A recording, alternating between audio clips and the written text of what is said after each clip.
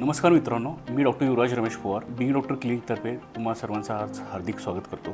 आज जागतिक हृदय दिन आणि आजच्या या हृदय दिनाच्या निमित्त मुख्यत्वे करून सांगू इच्छितो, आज आम्ही हार्ट फेल्युअर क्लिनिकची इथे स्थापना करत आहोत। मुळात हार्ट फेल्युअर म्हणजे नेमकं काय हे आपण समजून घेऊ आणि ह्या क्लिनिकची नेमकी गरज कोणाला असणार आहे हे समजून घेऊ।